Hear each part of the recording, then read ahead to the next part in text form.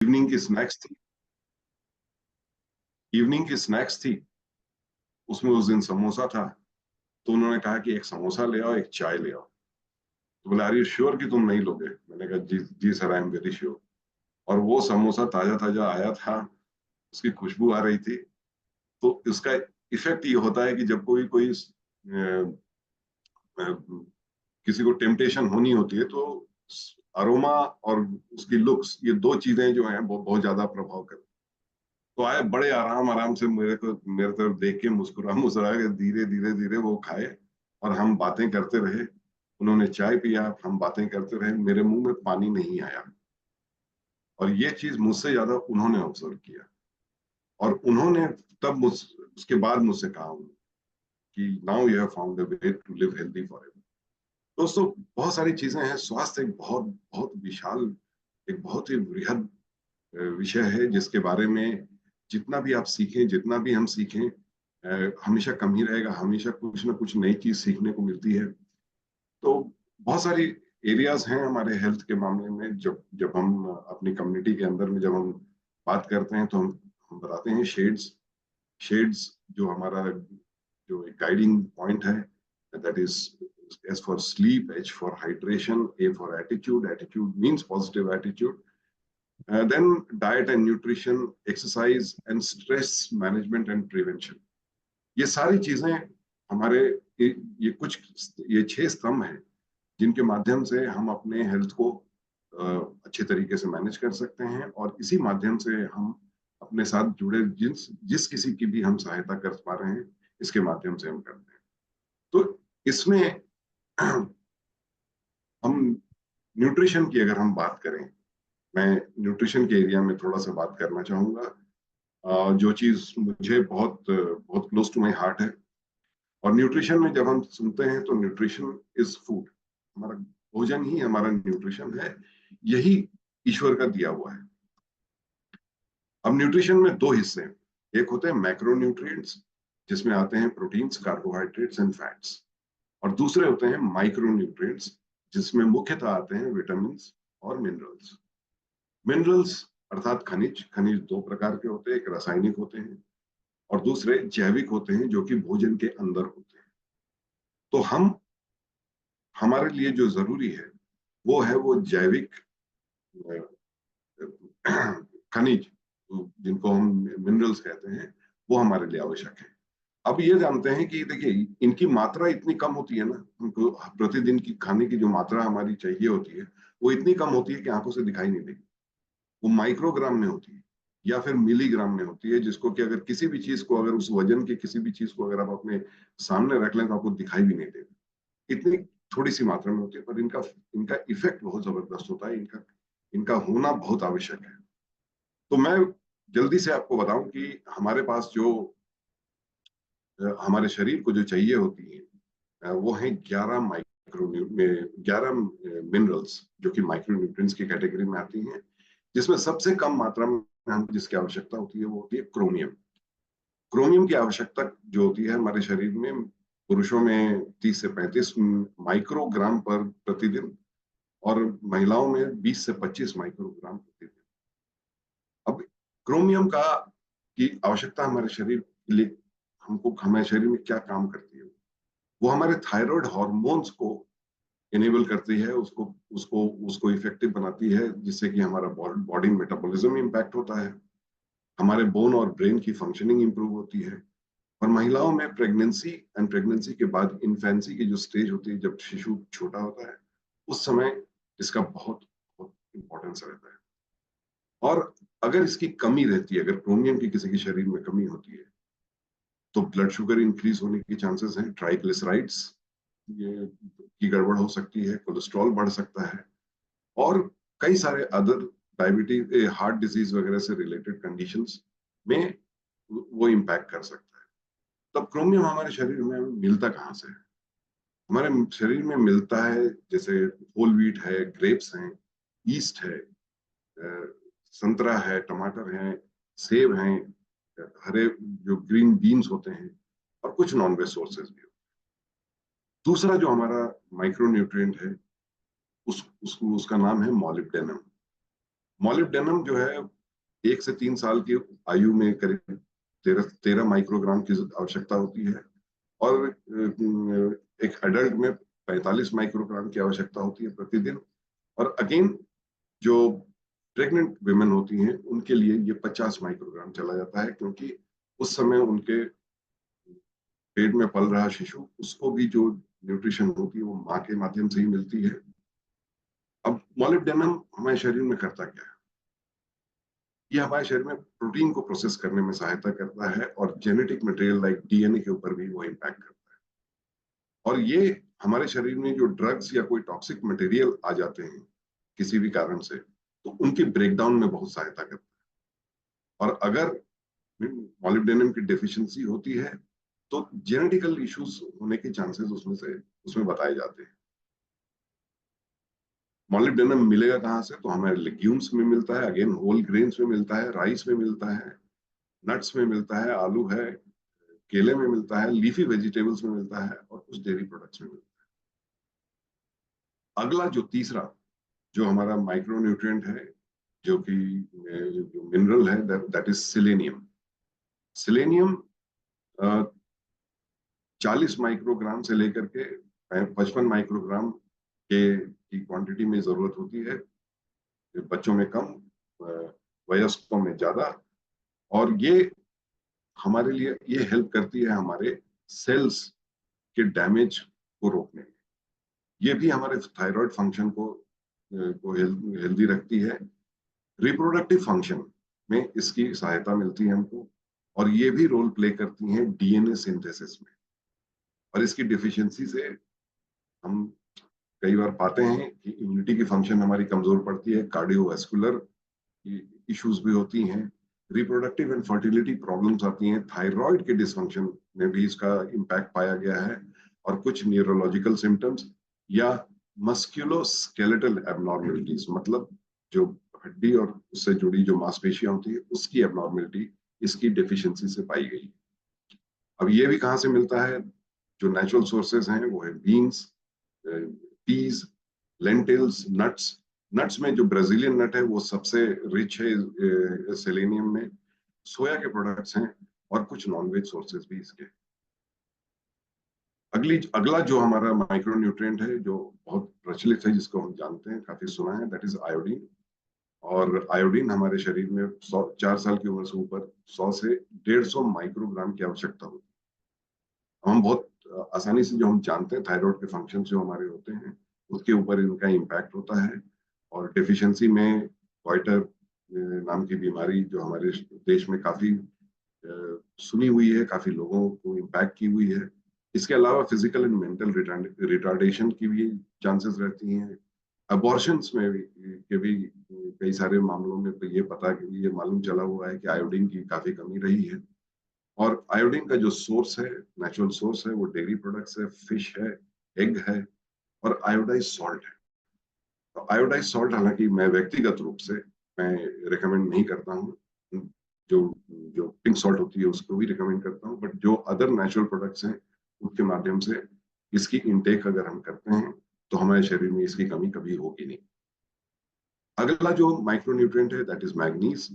Manganese हमारे अब यहाँ से अभी तक जितने भी माइक्रो न्यूट्रिएंट्स हमने जाना वो सब माइक्रोग्राम की क्वांटिटी में हमारे शरीर में प्रतिदिन उसकी आवश्यकता होती है। अब आता है मैग्नीज। मैग्नीज हमारे शरीर में in case of women 1.8 microgram आवश्यकता होती है, और मेन में 2.3 milligram, I am very sorry, 1.8 milligram, and main में 2.3 मिलीग्राम। मैग्नीज हमारे शरीर में क्या काम करता है? होता है कनेक्टिव टिश्यूज, जो हमारे शरीर में बोन्स के साथ जो कनेक्टिव टिश्यूज होती है उसकी फॉर्मेशन में हेल्प करता है, ब्लड क्लॉटिंग में हमको हेल्प करता है। और अगर इसकी कमी होती है तो फिर बोन डीमिनरलाइजेशन की चांसेस होती है, स्किन रैशेस और हेयर डीपिगमेंटेशन, जिसका कहते हैं उसका रंग उड़ना, वो होता है। मूड मूड के ऊपर इसका इम्पैक्ट हम जानने में आया है। और जो प्री मेंस्ट्रुअल पेन होता है इन विमेन, उसमें ये इसकी कमी से काफी इंक्रीज हो जाता है पेन। और ये कहाँ से मिलता है? अगेन हमको whole grains, nuts, soybeans, legumes, rice, leafy vegetables, और एक ये जो स्पाइसेस हैं, जो काली मिर्च है, ब्लैक पेपर, उसके अंदर इसकी काफी अच्छी मात्रा पाई जाती है। अगला जो माइक्रो न्यूट्रिएंट है, जो मिनरल है, वो है कॉपर। और कॉपर अगेन नवजात शिशुओं में करीब 220 माइक्रोग्राम की आवश्यकता होती है, जो कि माँ के माध्यम से ही उसको मिलती है बच्चे को। और बढ़ते बढ़ते ये करीब 900 माइक्रोग्राम हर एडल्ट में चाहिए होता है। प्रेग्नेंट वुमेन जब होती हैं तो 1 मिलीग्राम चाहिए होता है। और जब बच्चा माँ के माध्यम से आहार ग्रहण करता है तो तब माँ को चाहिए 1.3 milligram of copper every day. Again copper की आवश्यकता हमारे शरीर को एनर्जी फॉर्मेशन के लिए चाहिए होती है, कनेक्टिव टिश्यू और ब्लड वेसल्स की फॉर्मेशन के लिए चाहिए होती है, नर्वस एंड इम्यून सिस्टम की मेंटेनेंस के लिए चाहिए होती है, हमारे ब्रेन डेवलपमेंट में ये हेल्प करता है। और अगर इसकी कमी होती है तो ये एनीमिया का कॉज कर सकता है, लो बॉडी टेम्परेचर कॉज कर सकता है। बोन फ्रैक्चर्स एंड ऑस्टियोपोरोसिस में इसका इम्पैक्ट देखा गया है। और इरेगुलर हार्ट बीट की इश्यूज भी देखी गई हैं। और स्किन की पिगमेंटेशन एंड थायराइड प्रॉब्लम्स में भी इसका इम्पैक्ट देखा गया है। कॉपर हमको मिलता है again, it is from whole grains, beans, nuts, potatoes, dark leafy greens, black pepper, yeast और कुछ नॉन वेज सोर्सेज से। अगली जो माइक्रोन्यूट्रिएंट है, जो मिनरल है, that is zinc.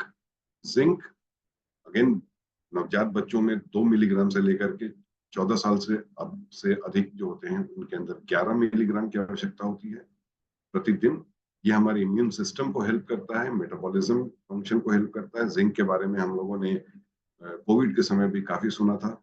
Wound healing में हेल्प करता है and sense of taste and smell में ये हेल्प करता है, इसकी आवश्यकता होती है। अगर इसकी डेफिशिएंसी होती है तो बच्चों में डायरिया बहुत कॉमन साइन है।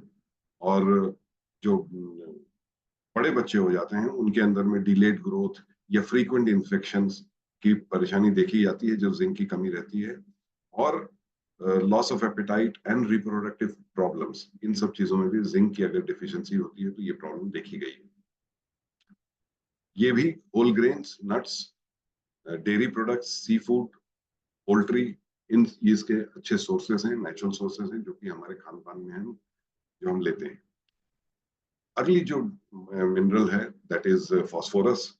और एक बार जान लीजिए कि फास्फोरस, हमारे देश की मिट्टी में फास्फोरस की बहुत कमी पाई जाती है। तो जब मिट्टी में कमी है तो नेचुरल है कि उस पर उगाई गए फसल या जो भी शाक सब्जी या फल होते हैं तो उसमें वो कमी ऑलरेडी रहती ही है। एक नवजात के लिए करीब 100 मिलीग्राम प्रतिदिन फास्फोरस की आवश्यकता होती है। और यही आवश्यकता 9 से 18 साल की उम्र में 1250 मिलीग्राम तक जाती है। और बाद में 19 साल या उससे ऊपर, क्योंकि वो ग्रोइंग ईयर्स है, मैच्योरिटी ईयर्स है। और उसके बाद जब 19 साल या उससे ज्यादा की जो आयु होती है उस समय हमको प्रतिदिन 700 मिलीग्राम की आवश्यकता होती है फास्फोरस की। ये हमारे बोन्स एंड टीथ फॉर्मेशन में मदद करता है।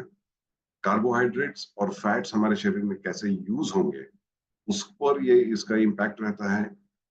Growth maintenance, cells and tissues की रिपेयर के ऊपर इसके लिए इसकी आवश्यकता होती है। अगर इसकी डेफिशिएंसी होती है तो एनीमिया, एनेरोक्सिया, मसल वीकनेस में पाया गया है कि इसकी डेफिशिएंसी का वो कारण होता है। बोन बोन पेन, रिकेट्स, ये सब जो बोन से रिलेटेड इश्यूज होती हैं इसमें फास्फोरस की कमी का कारण पाया गया है। और इन्फेक्शन के रिस्क बहुत ज्यादा होना और काफी हद तक एक कंफ्यूजन की स्टेट रहना, मेंटल बैलेंस में थोड़ा सा एडवर्स इम्पैक्ट रहना, इसमें फास्फोरस की कमी का कारण बताया गया है। इसका भी जो नेचुरल सोर्सेज है, जो खाने के थ्रू सोर्सेज है, वो डेयरी प्रोडक्ट्स हैं, नट्स हैं, लेग्यूम्स हैं, वेजिटेबल्स हैं, ग्रेन्स हैं और नॉनवेज सोर्सेज भी हैं। अब जो नेक्स्ट माइक्रोन्यूट्रिएंट की बात है, जिस मिनरल की बात है, वो बहुत कॉमनली हम सुनते हैं, वो है आयरन। आयरन की डेफिशिएंसी 2019 का एक रिपोर्ट है जिसमें बताया गया है कि यंगस्टर्स में 68.40% of the youngsters were iron deficient. And उसी रिपोर्ट में यह भी बताया गया है कि 66.4% of the women in our country are iron deficient. Iron males में 1 मिलीग्राम पर डे की आवश्यकता होती है, फीमेल्स में 1.5 मिलीग्राम पर डे की आवश्यकता होती है, एंड मेंस्ट्रुअल ड्यूरेशन में ये 3.4 मिलीग्राम पर डे तक इसकी आवश्यकता चली जाती है। ये हीमोग्लोबिन बनाते हैं आयन। ये एक प्रोटीन है हमारे रेड ब्लड सेल्स में, जो कि हमारे पूरे शरीर में, लंग से पूरे शरीर में हम ऑक्सीजन कैरी करते हैं। मायोग्लोबिन एक प्रोटीन जो होता है वही प्रोवाइड करता है ऑक्सीजन टू मसल्स, जिसके लिए ये हेल्पफुल होती है। और अगर डिफिशियंसी होती है तो हम सब जानते हैं कि एक एनीमिया का स्टेट आता है, जहां पे कि हमारा ब्लड जो है वो उचित मात्रा में, उसके अंदर में रेड ब्लड सेल्स नहीं होते हैं। This is a very difficult situation. This is कभी कभी ये काफी स्केरी भी हो जाता है। हम जितने डार्क लीफी वेजिटेबल्स हैं, पालक है, बीट है, ब्रोकली है, चिकपीस हैं, बीन्स हैं, लेंटिल्स हैं, ये सब कॉमन सोर्सेस हैं हमारे भोजन के, जिसके माध्यम से हम आयरन की अपनी रिक्वायरमेंट को फुलफिल करें। अगला जो है वो है मैग्नीशियम। मैग्नीशियम में अगेन ये जरूरत पुरुषों में 320 मिलीग्राम पर डे की होती है, और महिलाओं में 31 साल से अबव, और महिलाओं में ये 410 मिलीग्राम की रिक्वायरमेंट होती है। और तो ये मैग्नीशियम क्या करता है? मैग्नीशियम हमारे हड्डियों के ग्रोथ और मेंटेनेंस में सहायता करता है। ये हमारे नर्व्स की प्रॉपर फंक्शनिंग में सहायता करता है, मसल्स और शरीर के कई अंगों के प्रॉपर फंक्शनिंग में सहायता करता है। पेट में मैग्नीशियम जो है वो स्टमक एसिड को न्यूट्रलाइज करने में हेल्प करता है, और ये हमारे एक्सक्रीशन में हेल्पफुल रहता है थ्रू द इंटेस्टाइन। और अगर इसकी कमी होती है तो लॉस ऑफ एपेटाइट, भूख कम लगना, नौशिया, वॉमिटिंग, वीकनेस, ये सारी चीजें बहुत कॉमनली देखी जाती है मैग्नीशियम की इन डिफिशियंसी में।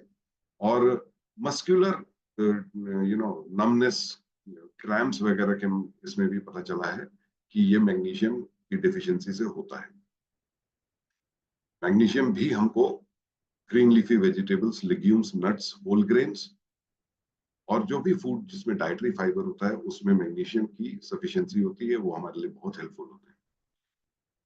जो जो आखिरी है वो है 11वां जो है वो है कैल्शियम। और कैल्शियम की डिफिशियंसी जो है वो पूरे देश में हम देख रहे हैं कि किस तरीके से कैल्शियम की डिफिशियंसी के बारे में अलग अलग प्लेटफॉर्म्स पे चर्चा हो रही है, अलग अलग रिपोर्ट्स आ रहे हैं। और जिस तरीके से बोन से रिलेटेड, कैल्शियम का मतलब ही है बोन एंड टीथ, जिस तरीके से बोन एंड टीथ से रिलेटेड जितनी कॉम्प्लिकेशंस को जानने को मिल रहा है, और जब हम भी एज ए कम्युनिटी जब हम कंसल्टेशंस वगैरह करते हैं तो उसमें भी मालूम पड़ता है कि it is a very common deficiency that we are seeing हमारे देश में। और सबसे अच्छी बात क्या है कि ये रिस्टोरेबल है, ये रिकूपेबल है। पर वही होता है कि हमको इस बात पे फोकस करना होता है। हमको लगता है कि हेल्दी रहना बड़ा कॉम्प्लिकेटेड चीज है, पर नहीं है।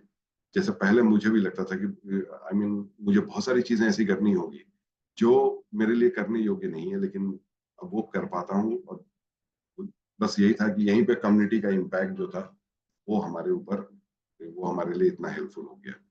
तो कैल्शियम की रिक्वायरमेंट जो होती है 1 से 9 साल में 600 मिलीग्राम की होती है, जो कि 10 से 18 जो फॉर्मेशन ईयर्स हैं उसमें आकर के वो 800 मिलीग्राम के स्टेज पे आ जाती है।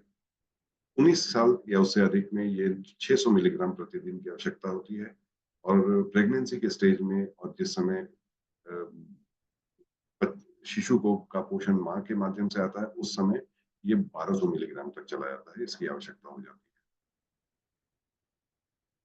हमारे बोन और टीथ के लिए इसकी आवश्यकता होती है। मसल मूवमेंट, मसल्स के अंदर जो मूवमेंट होती है उसके लिए आवश्यकता होती है। नर्व्स जो ब्रेन और बॉडी पार्ट्स के बीच में जो मैसेजेस कैरी करते हैं उनकी फंक्शनिंग में कैल्शियम की बहुत इंपॉर्टेंस है। और ब्लड वेसल्स जो हमारे पूरे बॉडी में ब्लड ट्रांसफर होता है, उसकी ब्लड की मूवमेंट के लिए इसकी आवश्यकता होती है। और अगर डिफिशियंसी होती है तो डेफिनेट है कि बोन स्ट्रेंथ रिड्यूस हो जाता है, ऑस्टियोपोरोसिस जैसी परेशानियां आ जाती हैं, अदर बोन रिलेटेड प्रॉब्लम्स आती हैं, and dental problems too. Calcium हमको मिल्क से मिलता है, मिल्क एंड डेयरी प्रोडक्ट से मिलता है, ग्रीन लीफी वेजिटेबल से मिलता है, और एग से मिलता है। तो ये 11 11 मिनरल्स के बारे में ये जानकारी थी। अभी थोड़ी सी बात हम करेंगे रिगार्डिंग दी हेल्दी कुकिंग, मतलब कुकिंग के मामले में, ईटिंग के मामले में।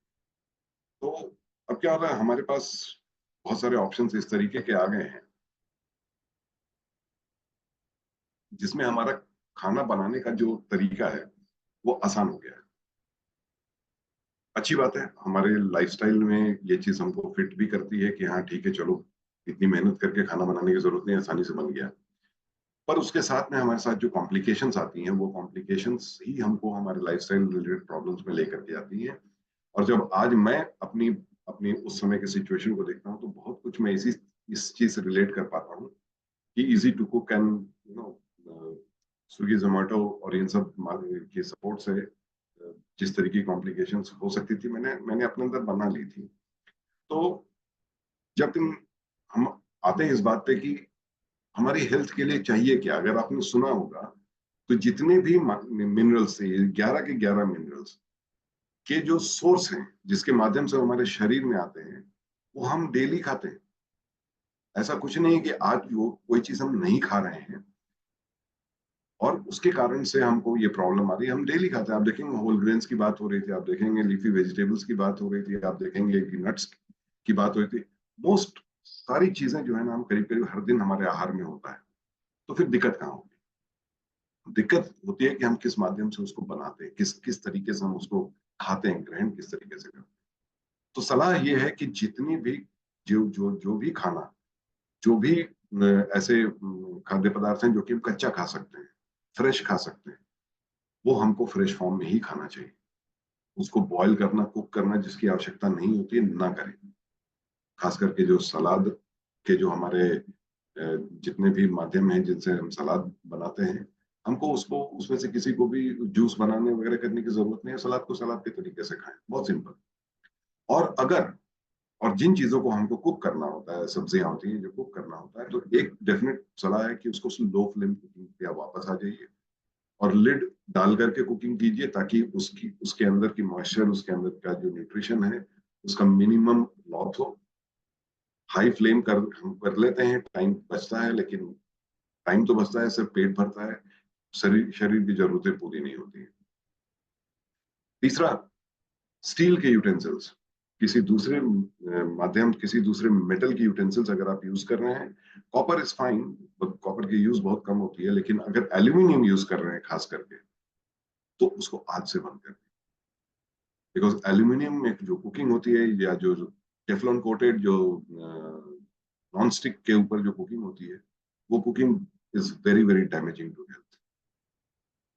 जब खाने की बात आती है तो हम माइंडफुल ईटिंग प्रमोट करते हैं, हम the sense of gratitude promote करते हैं कि इस बात का धन्यवाद कि आज ये खाना मुझे मिला है। उस खाने को देखिए, उस खाने को देख करके उसको अप्रिशिएट कीजिए, ढंग से उसको खाइए, आराम से खाइए। उस समय किसी इलेक्ट्रॉनिक्स मीडियम या किसी भी तरीके की डाइवर्जन में, किसी तरीके से मेंटल इन्वॉल्वमेंट कहीं और नहीं रख करके पूरे माइंड के साथ आप खाने को खाइए। कई बार होता है मोबाइल पे होते हैं, कई बार होता है हम फोन कॉल पे होते हैं, और ये चीज होती है, मैं ऑफिस में भी होता है, तो मैंने मैंने से एक ये लगा दिया है कि जो खाने के समय लंच हम सब साथ में करते हैं, तो खाने के समय अगर किसी ने फोन उठाया, किसी ने कोई कॉल पे रहा, या किसी ने मैसेज देखने की कोशिश की, तो 100 रुपए की फाइन लगेगी।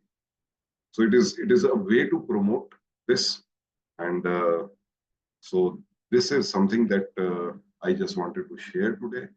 Doctor Neel Mishra sir, thank you so much इस अपॉर्चुनिटी के लिए, मुझे यह अवसर देने के लिए। कम्युनिटी का जो नाम है लिव हेल्दी लिव हैप्पी, सही में ये सार्थक हम सबके साथ संभव है, मेरे साथ हो रहा है। और मैं अपने मेंटर्स को देखता हूँ, अपने हर एक स्पीकर सबको देखता हूँ, बहुत कुछ सीखता हूँ। और एक एक एचआर प्रोफेशनल जो कि जिसको कि रिक्रूट हायरिंग फायरिंग से मतलब था, जिसको कि प्रमोशन और डिसिप्लिनरी एक्शन से मतलब था, उसको हेल्थ से मतलब होगा। ये तभी पॉसिबल हुआ जब मैं मेंटर्स एंड कोचेस की गाइडेंस में आया और कम्युनिटी में आया। So thank you once again doctor Mishra sir, back to you. Thank you so much Jyoti Ranjan ji. और क्या बढ़िया आपने अपनी टॉक बताई, अपने ट्रांसफॉर्मेशन की हिस्ट्री बताई, और सबसे यूनिक तो ये था कि आपके डॉक्टर जो थे वो बहुत चक्के रह गए कि हुआ क्या, and he noted down all the things that you did. ये इससे बड़ी सक्सेस और क्या हो सकती है। डॉक्टर नॉर्मली सुनते नहीं है किसी, बट आपने जो अपने अंदर वो चेंज लाया उसके वजह से वो इम्प्रेस हुए। और एक्चुअली यही हमारी कम्युनिटी का काम है। हम लोगों को एक होप देते हैं कि आप देखो, आप दवाइयों से बच सकते हो, आप इलाज से बच सकते हो, बीमारियों से बच सकते हो। सो thank you so much mister Jyoti Ranjan, you have done absolutely fantastic by telling all of us about the minerals. Minerals देखिए, सारा डिटेल स्टडी आपने करी, हम सबको बताया। और आप देखेंगे जो भी लोग हमारे कम्युनिटी से जुड़े हुए हैं, हम रिकमेंड करते हैं कि आपकी मील प्लेट 25% कॉम्प्लेक्स कार्ब्स होने चाहिए, 25% उसमें लेग्यूम्स, नट्स एंड सीड्स होने चाहिए। और इनसे वो जो मिनरल्स हैं उनकी कमी पूरी होती है। फिर भी अगर कुछ बच गया तो हमारी कम्युनिटी में हम लोग सप्लीमेंट्स यूज करते हैं जो कि प्योरली ऑर्गेनिक है, जिनके अंदर ये सारे 11 मिनरल्स प्रॉपरली सप्लाइड है। रिकमेंडेड जो डोज है उसके अंदर आरडीए, जो हर मिनरल की जो आरडीए है उसके अंदर है। आपको उसके बारे में डिटेल जानना है तो you have to contact your friend जिन्होंने आपको इस ग्रुप से जोड़ा हुआ। So now is the time, आप अगर ज्योति रंजन जी से कुछ प्रश्न पूछना चाहते हैं, कुछ अपना डाउट्स क्लियर करना चाहते हैं, या कोई चीज सजेस्ट करना चाहते हैं, तो you are most welcome. Please raise your hands, और उसके बाद हम लोग आपको अनम्यूट करेंगे, आपको हम बुलाएंगे, and then you can talk. आप उनकी टॉक को अप्रिशिएट करना चाहते हैं तब भी आप वेलकम है, what ever you feel like saying, क्योंकि उससे पता चलता है कि आप सुन रहे थे, आपने उसका फायदा उठाया है, and now you want to share. So please come forward. All right. तो दीप शिखा, जो भी पूछेगा उनको पहले अपना परिचय देना है, आप कहाँ से हैं, and then you have to ask.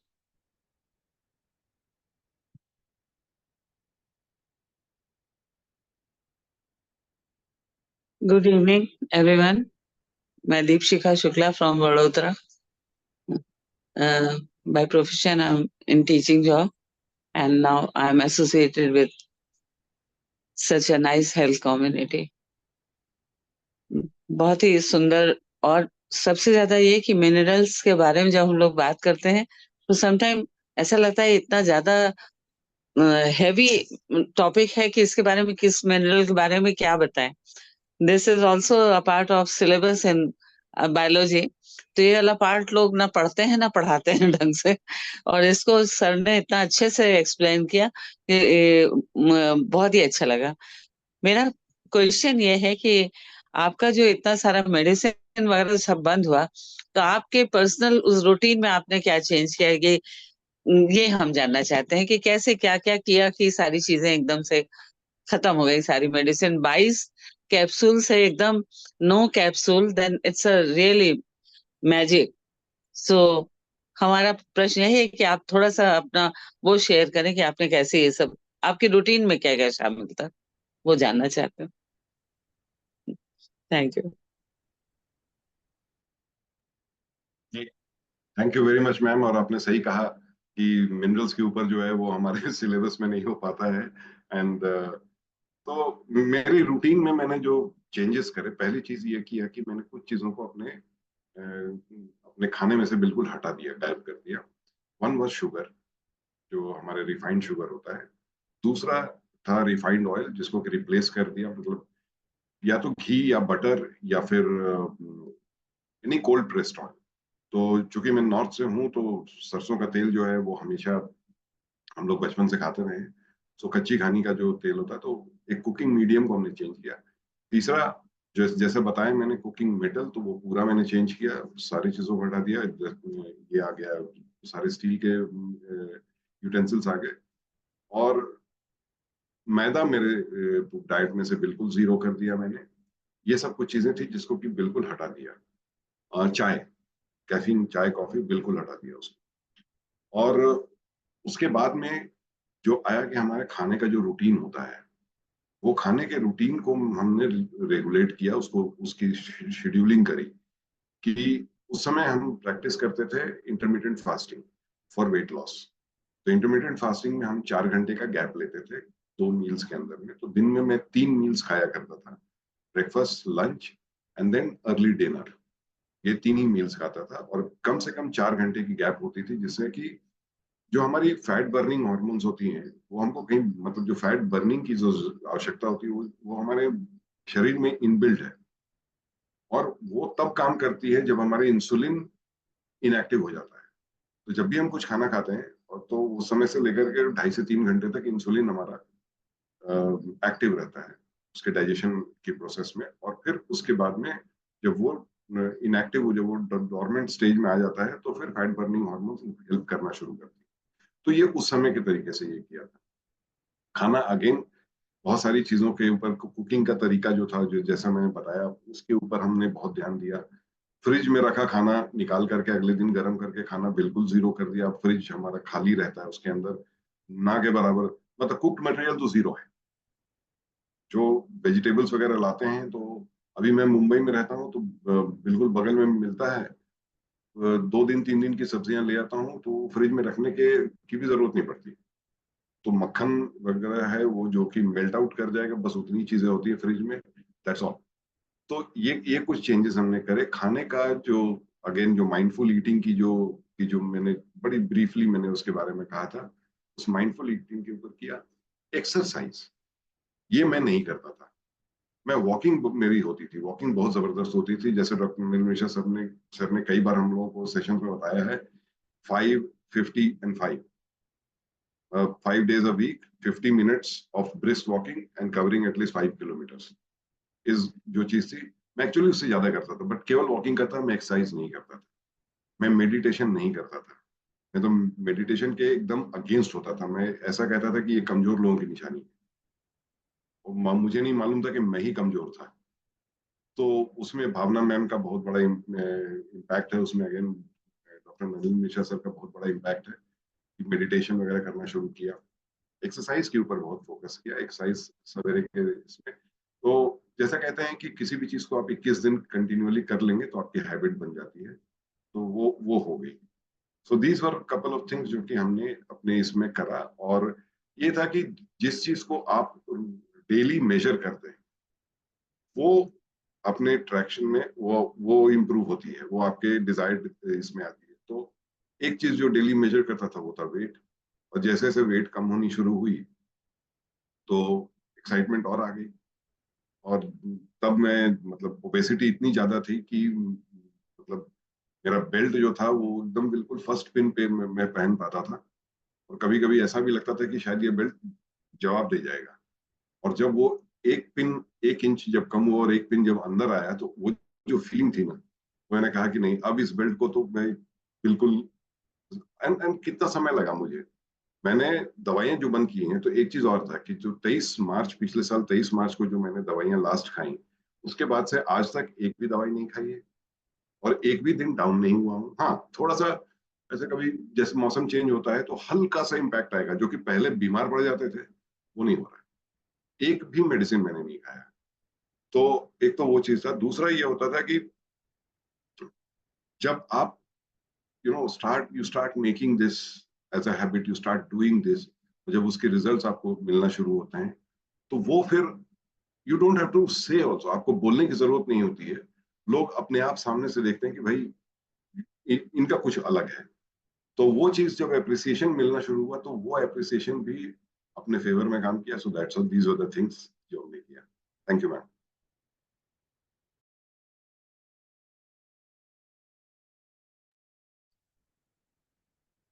Deep Shikha ji, I hope you got your answer, और आपको डायरेक्शन भी मिला है कि अगर आप भी कोई दवा खा रही हैं और उसे बंद करना चाहती हैं तो व्हाट इज इट। मेथड, क्या तरीका हो सकता है। सो एनीबडी एल्स, और कोई कुछ पूछना चाहता है, you are welcome.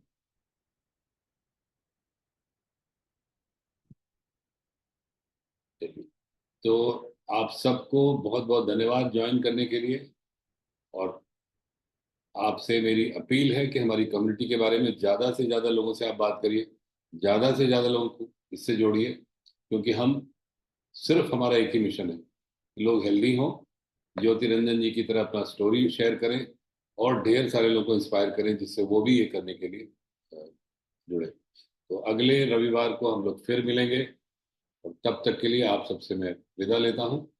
And please continue working for your health and continue working for your happier lives. Thank you so much.